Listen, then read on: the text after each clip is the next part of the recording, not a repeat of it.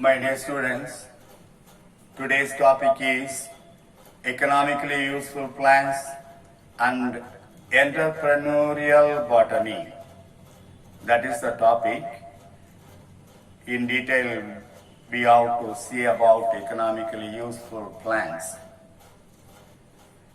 Prehistoric humans lived on berries, tubers, herbage, and wild fruits and wild animals. They collected and hunted these things for living. Later, domestication of plants and animals has led to the production of surplus food that formed the basis for civilization. Early civilization in different parts of the world has domesticated different species of plants for various purposes. Based on their utility, the economically useful plants are classified into the following types. Number 1, food plants. Number 2, fodder plants. Number 3, fiber plants. Number 4, timber plants. Number 5, medicinal plants. Number 6, plants used in paper industries, and plants used for the preparation of dyes and cosmetics. Out of these things, the food plants is the first one. We have to see the food plants. There are about 10,000 food plants are used by the human being. Out of 10,000 plants, only 1,500 species were brought to the cultivation. The food bases of majority of the population. In the population, majority of the population and depends on 3 grasses of the species. One is rice, second one is wheat, third one is millets. All the 3 things are collectively called cereals. What are cereals? The word cereal is derived from the Greek word ceres. Ceres means goddesses of agriculture. All the cereals are the members of the grass family, that is Poaceae family. Poaceae family is the name given to the family to which all the cereals belong. They are grown for their edible starchy seeds. They are called cereals. The plants mainly grown for their edible starchy seeds are called cereals. What are the characteristic features of the cereals? Number 1, greater adaptability and successful colonization on every type of habitat. In each and every type, they grow as a successful plants. Cultivation is very easy. The cultivation of the cereals is very easy. They are having best tillering property. That means what? Tillering refers to the production of side shoots or multiple stem or multiple shoot from the base of the plant. So this is the tillering. When several shoots arise, this is the main shoot. Along with the main shoot, when a number of stem produced from the base, from the soil level, this is tiller.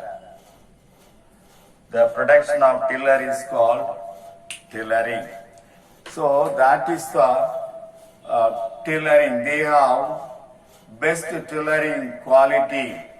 When tillering quality is best, and they produce more grinds, produce more branches of the stem, and from the stem many grinds will be produced, so that will increase the yield per unit area. Then next, They produce compact and dry grains so that can be easily handled, transported and stored without undergoing spoilage. That is another good quality. They have high calorie value that provides energy. They have nutrients. They are carbohydrate, proteins, fibers and more vitamins and minerals. Many nutrients are there in the cereals. They are collectively listed: carbohydrates, proteins, fibers are more vitamins and minerals. So that is the characteristic feature of cereals. Now come to the classification of the cereals. Cereals are broadly classified into two types based on the size. Based on the size of the plant, the cereals are classified into major cereals and minor cereals. Now we'll see about major cereals. There are three plants are included under major cereals: rice or paddy, wheat, millets. Millets are called Sirudhaniyangal. Now we'll see about rice. Rice, the botanical name for rice or paddy, Oryza sativa. Oryza sativa is the botanical name for paddy or rice. The paddy is a semi-aquatic crop growing in the standing water. It is an important food crops of the world. It occupying the second position in terms of area under cultivation and the production next to the wheat. Wheat is having first place. The second place is for rice. As far as production is concerned, production area is concerned, the chief source of rice is carbohydrate. Now we'll pass on to origin and area of cultivation. If you see the origin and area of cultivation, the Southeast Asia is the center of origin of rice. Southeast Asia is the center of origin of rice. The earliest evidences of rice cultivation have been found in China, India and Thailand. Mainly, they are cultivated in the delta and irrigated regions of Tamil Nadu. If you go to Tanjore, Tiruvarur district, they are the delta areas and they are very near to the rivers, and in that area cultivation of paddy is mainly cultivated in that areas. Come to the uses of paddy.